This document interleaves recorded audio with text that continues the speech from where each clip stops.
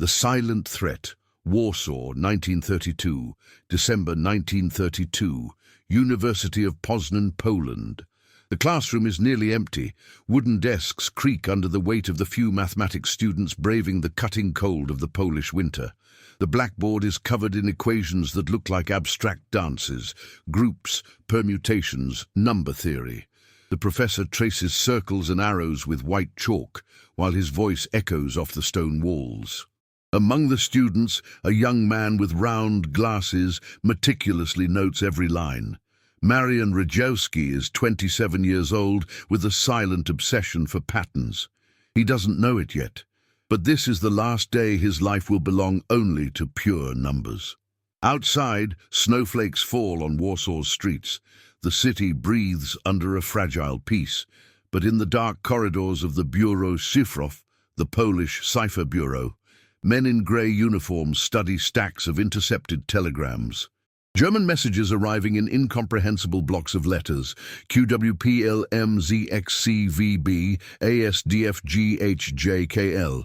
Nothing makes sense. Captain Maximilian Czenski observes the sheets with tired eyes. He commands the German decryption section and knows what those letters represent.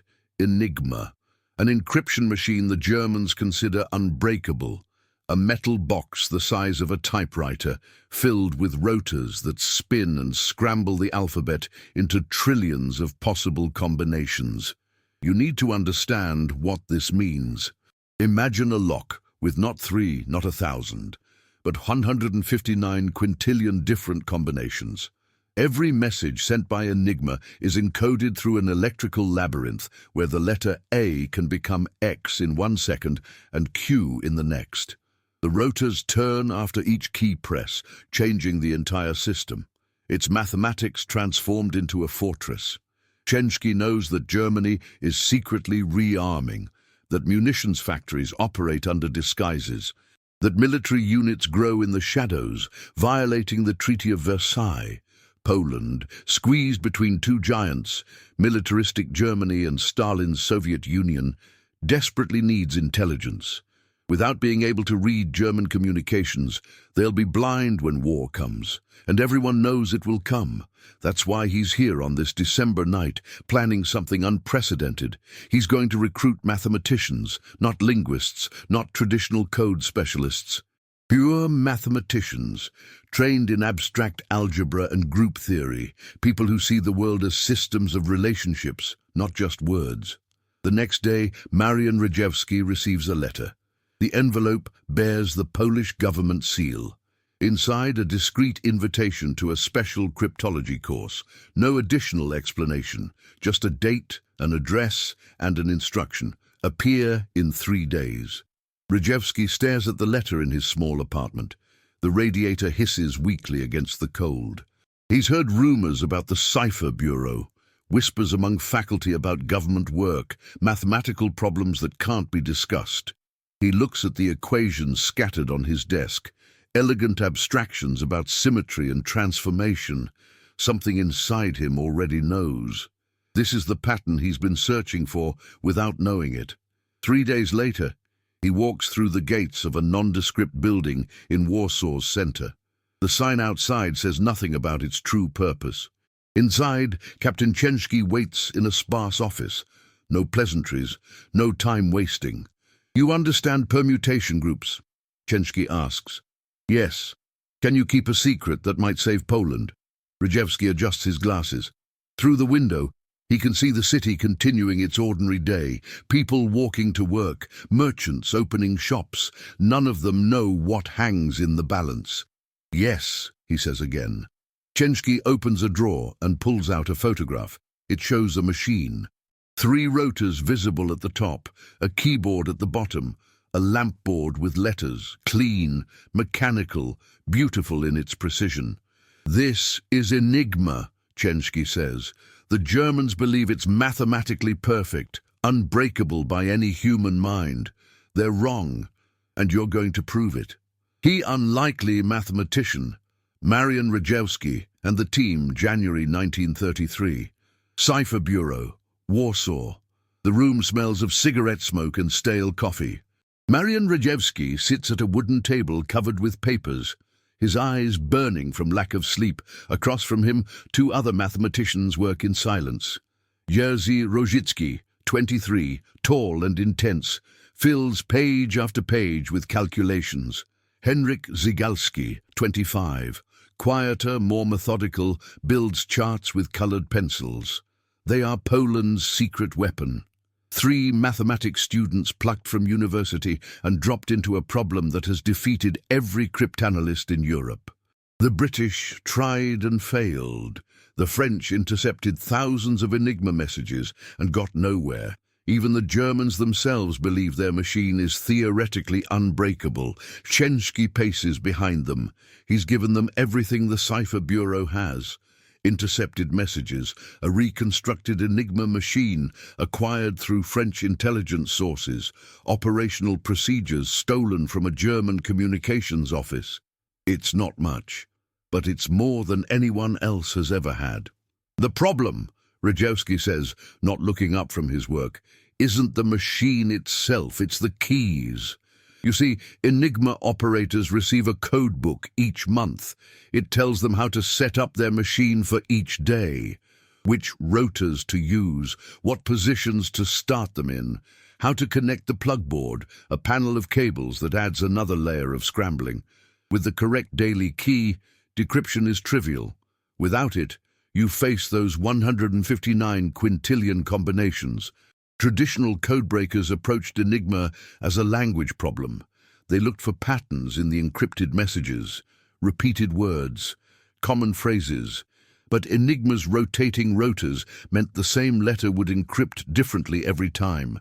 Language analysis was useless. Rejewski sees something different. He sees algebra.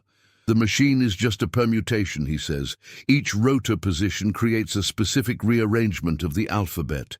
The electrical path through the rotors and reflector creates a mathematical function. If we can model that function, Różycki leans forward, model it how? We don't know the internal wiring of the rotors. This is the genius of Enigma. The rotors are removable, interchangeable. Each one contains 26 electrical contacts and 26 wires connecting them in a specific pattern. Without knowing those wiring patterns, you can't predict what letter will result from any given input. But Rejewski has noticed something, a vulnerability hiding in plain sight. The Germans, in their confidence, made a mistake. Look at the message headers, he says, spreading out intercepted messages. Every operator starts by encrypting the message key twice. If his message key is QWE, he types QWE at the beginning. Zygalski frowns. Why twice? Redundancy, to catch transmission errors, but look what it gives us. Rejewski's pen moves rapidly across paper. If the first and fourth letters are the same plain text character, encrypted at different rotor positions, that creates a relationship, a mathematical constraint. For the next hour, he fills blackboards with notation, group theory, permutation cycles. The others watch as abstract mathematics becomes a weapon. Rejewski shows them how those repeated message keys create equations, how enough equations might reveal the internal structure of the rotors themselves. It's theoretically possible, Różycki admits, but the calculations will take months, Rejewski finishes, maybe a year, but it's possible. Rejewski stops pacing. In the silence, they can hear the city outside. Warsaw in winter, going about its business, unaware that in this small room, three young men are attempting something no one has done before, breaking a machine by treating it as pure mathematics. You have whatever time you need, Rejewski says, and whatever resources we can provide. Rejewski nods and returns to his calculations. The others follow. By the end of that January day, they've filled 30 pages with equations. By the end of the week, 300. The work is exhausting, tedious. Each calculation must be checked and rechecked. One error ruins everything. But slowly, incredibly, patterns begin to emerge from the chaos. The permutation cycles of the rotors start to reveal themselves. Not through cryptanalysis or guesswork, but through mathematical necessity. The numbers don't lie. The algebra is absolute. 3 months later, in early 1933, Rejewski makes a breakthrough. Algebra against the Reich. Breaking the Unbreakable, March 1933. Cipher Bureau basement, Warsaw. The basement is colder than the office upstairs. Rejewski works alone down here sometimes when he needs absolute silence. The only sounds are his pencil scratching paper and the distant rumble of trams on the street above. In front of him, spread across 3 tables, is the result of 3 months' work. Hundreds of pages of calculations, charts showing permutation cycles, frequency analyses of intercepted messages, and at the center the breakthrough, equations that define the internal wiring of Enigma's rotors. He doesn't have all of them yet, but he has enough. Enough to know he's right. Enough to prove the impossible can be done. The method he's developed is elegant in its brutality. He's collected thousands of message headers from intercepted transmissions. Each header contains that doubled message key, ABC, ABC, XYZ, XYZ, PLM, PLM. Each double creates mathematical relationships between rotor positions. Think of it this way. When the operator types the first A, the rotors are in position 1. When he types the fourth A, the rotors have advanced 3 steps. The difference between how those 2 A's encrypt reveals information about the permutation created by those 3 rotor movements. One message doesn't tell you much, but 1,000 messages, 10,000? The constraints multiply, the possibilities narrow. It's like solving a massive system of equations where the unknown variables are the rotor wirings themselves. Rejewski's innovation was recognizing that you don't need to check all 159 quintillion combinations. You need to understand the mathematical structure, model the permutation groups. Let algebra do what brute force never could. The door opens. Różycki and Zygalski descend the stairs, bringing fresh coffee and new intercepts from the previous night. More data, Różycki says. 35 messages from the Eastern listening post.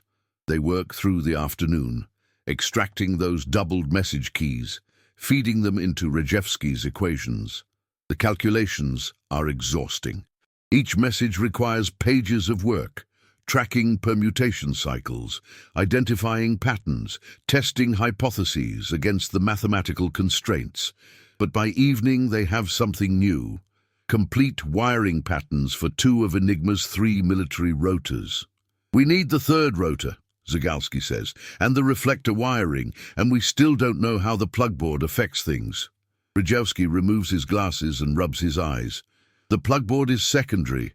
It's just another permutation layer. Once we model the rotors and reflector completely, we can work backwards from known plain text to determine plugboard settings.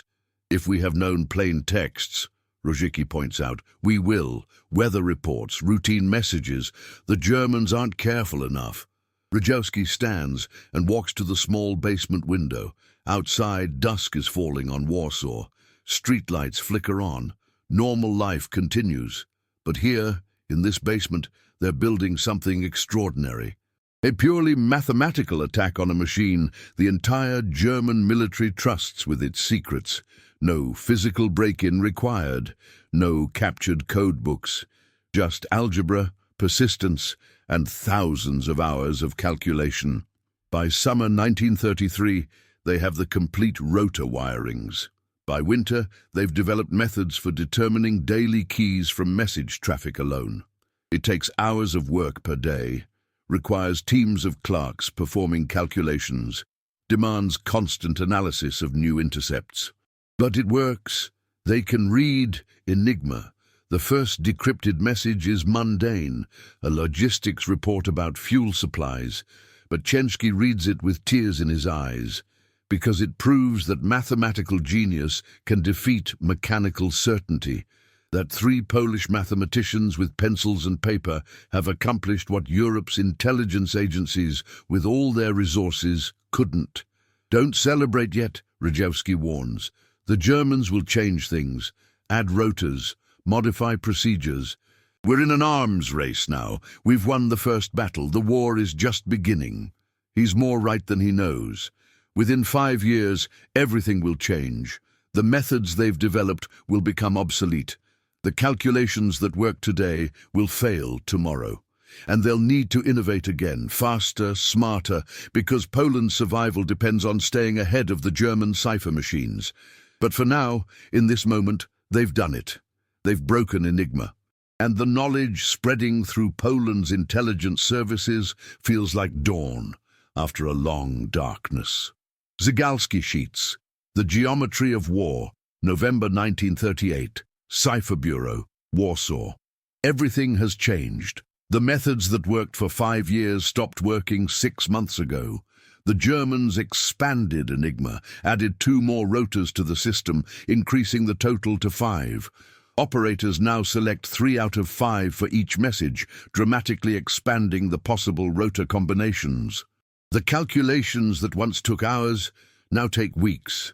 Poland's code-breaking advantage is slipping away.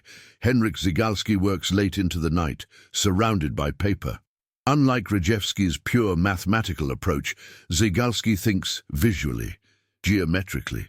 He sees the Enigma problem as spatial relationships rather than algebraic equations. On his desk, he's developing something new. Large sheets of cardboard, each representing one possible rotor configuration. On each sheet, he's punching holes. Thousands of them, in precise positions determined by where the rotor's internal wiring creates specific permutation patterns. The principle is brilliantly simple. When you stack multiple sheets corresponding to the rotors being used and align them according to the message indicators, light shines through only where all the sheets have holes in the same position. Those points of light reveal possible daily key settings. How many sheets? Różycki asks, examining one. 60 for each rotor, Zygalski replies. 3 rotors, 3 sets, 180 sheets total. And you need to check multiple rotor orders. Yes, but once we have the sheets prepared, finding the daily key becomes mechanical, fast. Anyone can do it, not just trained mathematicians. This is crucial. As German traffic volumes increase, Poland needs to decrypt messages quickly. The Zygalski sheets transform code breaking from an intellectual exercise into an industrial process. Clerks can operate them. Multiple teams can work in parallel. Speed replaces genius. But there's a problem. Creating the sheets requires months of preparatory calculation, determining the exact positions for thousands of holes, cutting them precisely. And any error ruins the entire set. Zygalski spends weeks on the mathematics, computing permutation patterns, calculating hole positions, double-checking every calculation because one mistake means worthless sheets. By December, they begin physical production. The work is tedious. Each sheet requires careful measurement, holes punched in exact positions. The cardboard must be thin enough for light penetration, but sturdy enough for repeated use. Rejewski secures additional personnel. Young women from Warsaw's universities, skilled in precise mechanical work, join the effort. The Cipher Bureau basement transforms into a production line. One team calculates positions, another marks the sheets. A third punches holes, a fourth verifies accuracy. It takes until May 1939 to complete the first full set. 180 large sheets, each covered with precisely positioned holes. When finished, they stack 3 feet high. The first operational test happens immediately. They intercept German messages from the previous day, messages they couldn't decrypt with the old methods. The team selects the appropriate sheets based on the message indicators, stacks them, adjusts alignment. Light shines through in one position. They work backward from that position, determining the rotor settings, the ring positions, the initial configuration. Feed it all into their replica Enigma machine. Turn the rotors to match. Type in the encrypted message. Plain German text appears on the lampboard, a tactical communication about troop movements, current, actionable, real. The room erupts in celebration. Zygalski, usually reserved, allows himself a smile. They've done it again. Adapted. Evolved, stayed ahead of the German improvements, but Rejewski remains quiet. He's studying intelligence reports about German cipher procedures. They're changing things again, adding more plugboard connections, modifying message formats. The sheets will work for now, but for how long? We need something else, he says. Something faster than sheets, something that can handle any number of rotors, any number of plugboard connections. We need to mechanize completely. Różycki understands. A machine to break a machine. Exactly. And so begins the next phase, the project that will become their greatest achievement and their most desperate gambit. They're going to build the Bomba, a mechanical computer designed for one purpose: breaking Enigma faster than any human team ever could. The Bomba, the machine that challenged the machine, January 1939, Cipher Bureau Workshop, Warsaw. The workshop smells of solder and machine oil. Marian Rejewski stands before a workbench covered with electrical components, rotors, motors, wiring, relays. He's designing something unprecedented, an electromechanical computer that will automate Enigma decryption. The concept came from understanding Enigma's fundamental weakness. The Germans encrypt their message keys twice, ABC, ABC. That repetition creates mathematical constraints. The Bomba will exploit those constraints at mechanical speed. Rejewski sketches on a blackboard. We connect 6 sets of Enigma rotors electrically. Each set represents a different rotor position. When we input an encrypted message key, the machine tests thousands of rotor configurations automatically, searching for ones that satisfy the mathematical constraints of the doubled key. The engineer working with him, Antoni Paluth, owner of AVA Radio Company, studies the designs. How fast? 2 hours to check all possible rotor positions for one rotor order. With multiple machines, we can check all 60 rotor orders in a day. Compare that to manual calculations, weeks of work compressed into hours. The Bomba doesn't think. It doesn't understand. It simply tests permutations mechanically, faster than any human team could. Construction begins immediately. Paluth's factory workers machine the metal components. Electricians wire the complex circuits. Rejewski supervises every detail, ensuring the electrical paths precisely mirror Enigma's internal logic. The first Bomba is completed in March 1939. It's large, 2 meters tall, 1 meter wide. 6 sets of rotors mounted vertically, rotating in synchronization. Electric motors hum as the machine runs. Relays click rhythmically as circuits test configurations. They feed it an intercepted message. The machine whirs to life. Rotors spin. The clicking accelerates. Then 90 minutes later, the Bomba stops. A specific rotor configuration is indicated. They test it manually. Run the indicated settings through a standard Enigma machine. The message decrypts perfectly. It works. Zygalski breathes. By July, they've built 6 Bombas. Each handles a different rotor order. Together, they can break daily Enigma keys in hours instead of days. The Cipher Bureau's decryption capacity increases tenfold. But there's a darker reality Rejewski won't ignore. Poland is running out of time. German military traffic is increasing. Wehrmacht units are massing on the border. Diplomatic crises multiply. Everyone knows war is coming. Probably this year, possibly within months, and Poland can't face Germany alone. We need to share this, Rejewski tells Chensky one evening. The British, the French, they need to know what we've developed. Chensky grimaces. Poland has kept its code-breaking success secret for 7 years. Revealing it means exposing methods, sharing advantages, admitting capabilities. It goes against every intelligence instinct.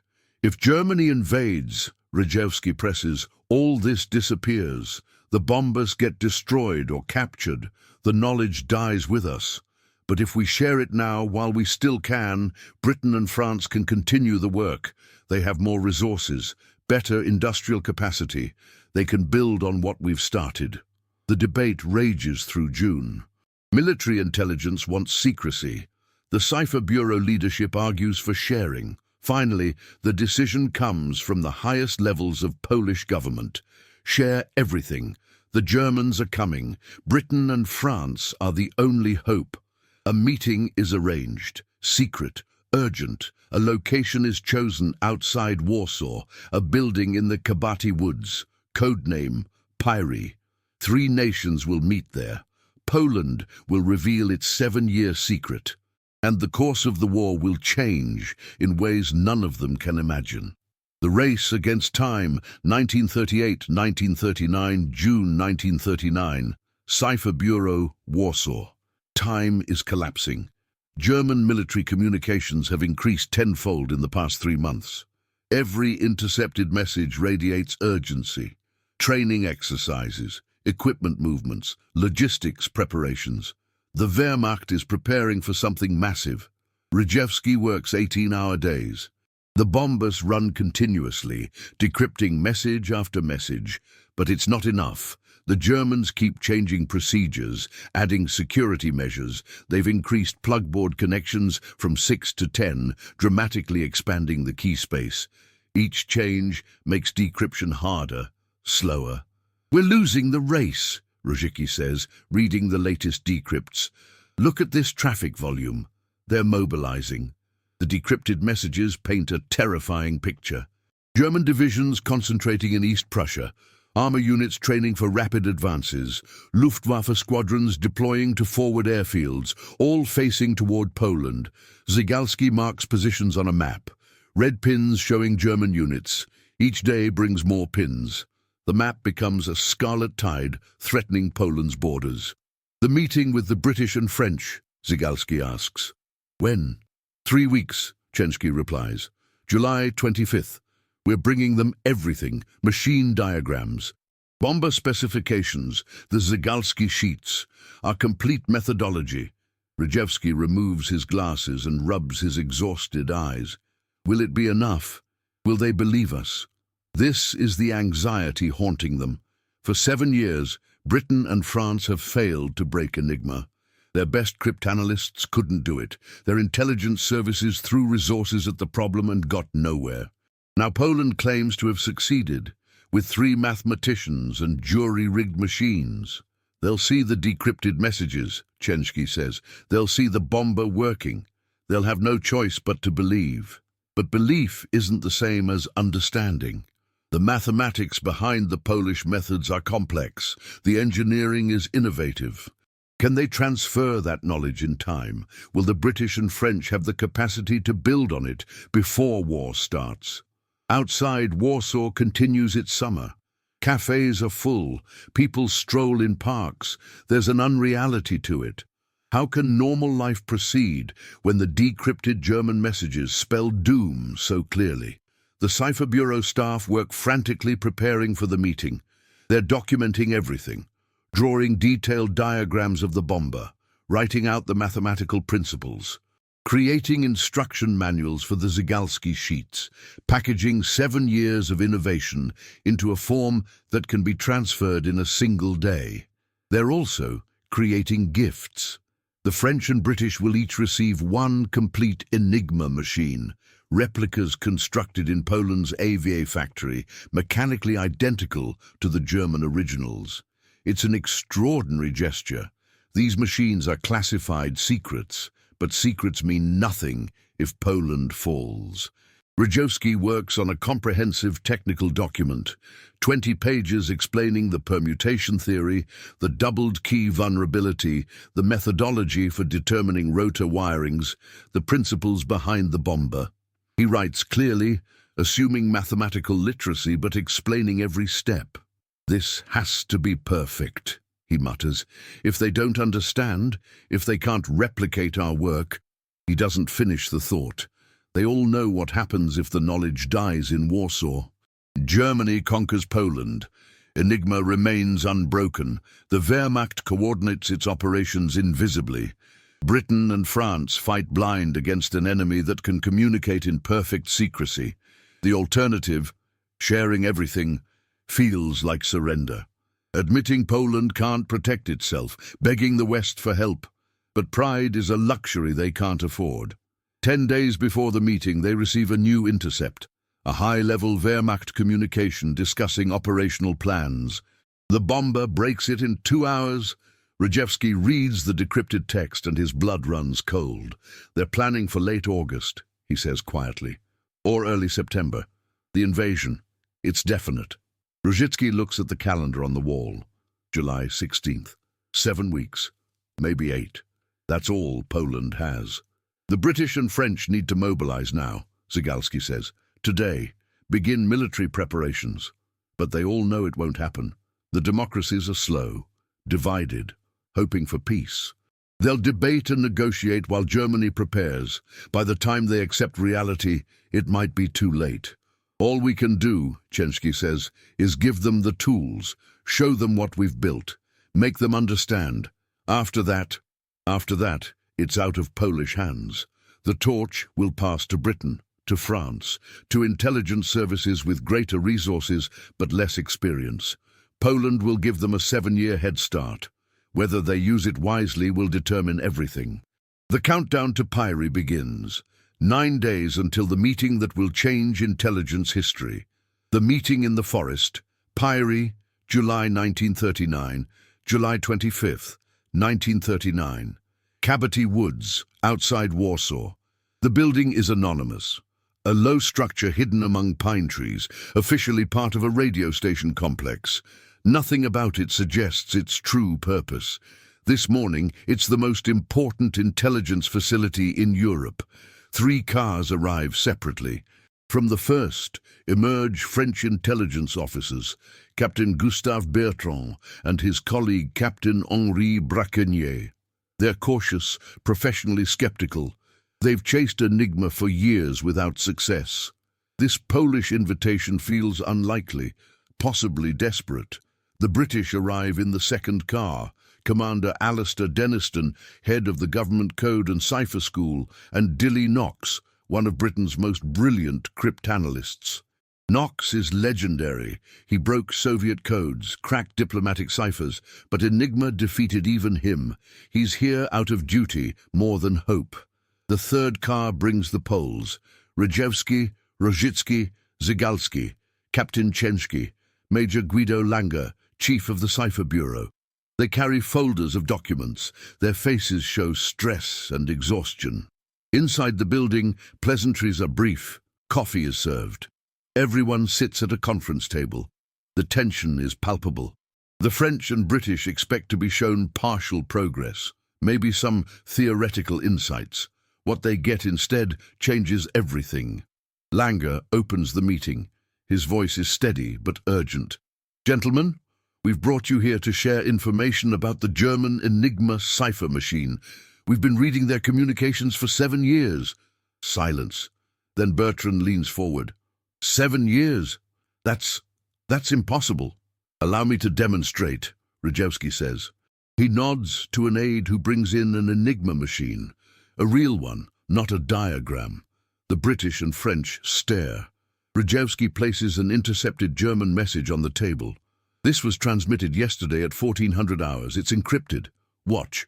He works through the process, shows them the Zygalski sheets, demonstrates how stacking them reveals key settings, then configures the Enigma machine according to those settings. Types in the encrypted message. Plain German text appears on the lampboard, letter by letter. It's a logistics report about fuel supplies, mundane, but its existence proves everything. Knox's skepticism evaporates. How? The rotors alone. We calculated the combinations. We didn't try all combinations, Rejewski explains. We used permutation theory to determine the rotor wirings mathematically. Once we had the internal structure, breaking daily keys became tractable. For the next 3 hours, they walk through the methodology. The algebraic breakthrough, the doubled key vulnerability, the development of the sheets. The British and French take notes frantically. Questions come rapid fire. Rejewski answers each one with mathematical precision. Then they bring in the Bomba. The machine dominates a separate room. 6 sets of rotors mounted vertically, electric motors, relay switches. wiring everywhere. It looks like something from an industrial facility, not a cipher bureau. This is our electromechanical computer, Różycki explains. It automates the search for daily keys, feed it an encrypted message header, and it tests thousands of rotor configurations automatically. They demonstrate input and intercept. The machine roars to life. Rotors spin, relays click rhythmically. Everyone watches in silence. 90 minutes later, the Bomba stops. A specific configuration is indicated. They test it. The message decrypts perfectly. Denniston looks stunned. We need to build these immediately. How many would Britain need? At least 60, Zygalski says. One for each possible rotor order. The Germans use 5 rotors now. The combinations are manageable with enough machines, Rejewski interrupts. The principle scales. But you'll need industrial capacity we don't have. Ava Radio can build perhaps 10 Bombas before events overtake us. The unspoken truth hangs in the room. Everyone knows what events means. German tanks crossing Poland's borders, Warsaw under bombardment, the cipher bureau destroyed or evacuated. Langer stands. Which brings us to the gifts we've prepared. 2 wooden crates are brought in. Inside, wrapped carefully, are complete Enigma machines, Polish-built replicas, mechanically perfect. 1 for Britain, 1 for France. These are yours, Langer says. Study them. Reverse engineer them.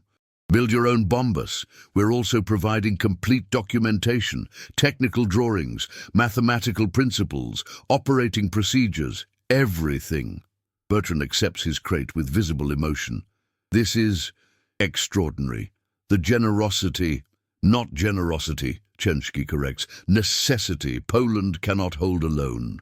When Germany invades, we need Britain and France ready to continue this work, ready to read German communications. It's our only advantage. Knox examines the Enigma machine, turning it over in his hands. The plugboard modifications, when did they implement those? Last year, Zygalski replies. They've been incrementally improving security. We expect further changes. More rotors, different reflectors. The Germans aren't stupid. They know their communications might be compromised. But they don't know you've broken it mathematically, Denniston says. They're adding security against traditional cryptanalysis, not against algebraic attacks. Exactly, Rejewski confirms, which gives you time, build the Bombas, train personnel, prepare infrastructure. When the war comes, you'll have months of head start. The meeting continues through the afternoon. Technical details, manufacturing specifications, training requirements. The French and British fill notebooks with information. They ask about error rates, processing speeds, staffing needs. Rejewski, Różycki, and Zygalski answer everything openly. As evening falls, they gather outside. The pine forest is quiet, birds sing in the trees. It's peaceful, almost serene. The contrast with the urgency inside is jarring. Denniston shakes hands with each Polish officer. You've given us an extraordinary gift. Britain won't forget this.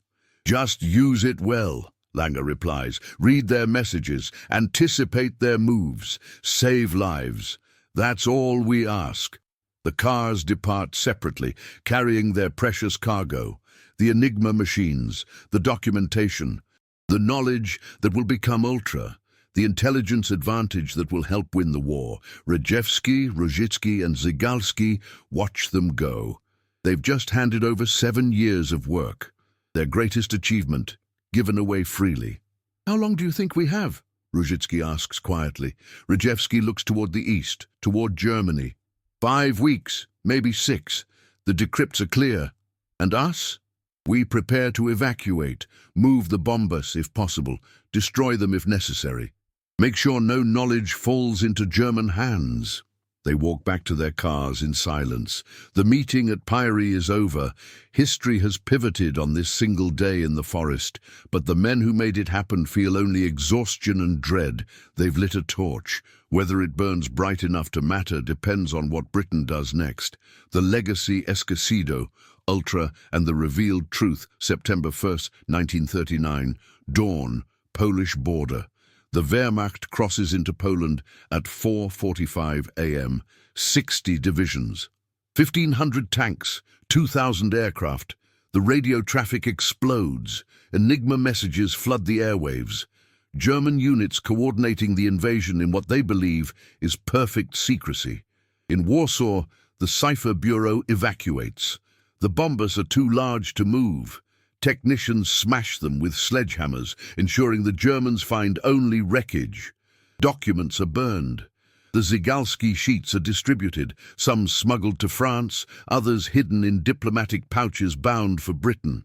Jerzy Różycki and Zygalski escape south with the retreating government. They cross into Romania, make their way to France.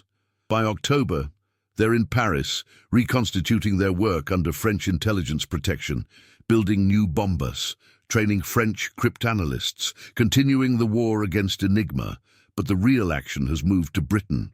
At Bletchley Park, a Victorian mansion 50 miles north of London, the government code and cipher school establishes its wartime headquarters. The Enigma machines from Pyre arrive. The Polish documentation is studied intensively. Denniston recruits mathematicians, linguists, engineers. By late 1939, the British code-breaking effort begins in earnest. They build on the Polish foundation. Alan Turing, a brilliant young mathematician, improves the Bomba design. His version, called simply the Bomb, is faster, more sophisticated, capable of handling the increased complexity of German military Enigma. By 1940, British Bombays are operational. By 1942, there are dozens. By 1944, over 200 machines running continuously. The intelligence they produce becomes ultra. German naval communications, Luftwaffe orders, Wehrmacht tactical plans, all decrypted, all read by Allied commanders. The impact is staggering. In the Battle of Britain, RAF fighters know where Luftwaffe raids will strike. In the Atlantic, convoys route around U-boat wolf packs. In North Africa, Rommel's supply lines are targeted based on decrypted logistics reports. At Normandy, Allied deception succeeds partly because Ultra confirms the Germans believe the false plans. Historians later estimate Ultra shortened the European war by 2 to 4 years, saved countless lives, changed outcomes of crucial battles. It's one of the greatest intelligence achievements in history, but for 40 years no one knows. Ultra remains classified until 1974. The Polish contribution stays buried even longer. British accounts credit Turing and Bletchley Park. French records are vague. The men who actually broke Enigma first remain obscure. Marian Rejewski survives the war, returns to Poland in 1946. Lives quietly, working as an accountant in a cable factory. The communist government doesn't acknowledge his work. Britain doesn't mention him. He's a forgotten hero, filing ledgers in obscurity. Jerzy Różycki dies in 1942 when his ship evacuating personnel from Algeria sinks in the Mediterranean. He's 33 years old. His obituary doesn't mention Enigma. Henryk Zygalski survives, stays in Britain after the war, teaching mathematics. He never discusses his wartime work. Dies in 1978. Largely unknown. Not until the 1970s does the truth begin emerging. Historians researching Ultra stumble across references to Polish involvement. They find Captain Bertrand's memoirs mentioning the Piri meeting. They track down Rejewski. In 1973, British researchers interview him. He's 68 years old, retired, living in a small apartment in Warsaw. For the first time, he tells the full story. The mathematical breakthrough in 1932, the Bomba, the Zygalski sheets, Piri, everything. The revelation stuns the cryptographic community. The narrative shifts overnight. Yes, Turing was brilliant. Yes, Bletchley Park was extraordinary. But they built on a Polish foundation. Without Rejewski's mathematics, without the Piri meeting, Ultra might never have existed. or arrive too late to matter. Recognition comes slowly. Academic papers are published. History books are revised. In 1979, the British finally acknowledged the debt. In 2000, a memorial to the Polish codebreakers is unveiled at Bletchley Park. In 2014, monuments are erected in Poland. But for Rejewski, Różycki and Zygalski, the recognition comes after their struggle, after their sacrifice, after their lives in obscurity. Rejewski dies in 1980, having finally seen some acknowledgement of his work. His last years bring invitations to speak, academic honors, the satisfaction of historical accuracy, but also the bitterness of knowing how easily the truth could have stayed buried, how close his achievement came to being erased completely. Today, the story of the Polish codebreakers is better known, but still overshadowed by the British narrative. Tourists visit Bletchley Park and learn about Turing. Few visit the Polish Cipher Bureau Museum in Warsaw. Fewer still know the names Rejewski, Różycki, Zygalski. Yet their achievement stands. 3 young mathematicians armed with algebra and determination broke the unbreakable code. They did it first. They shared it freely. They changed the war's trajectory and never sought glory.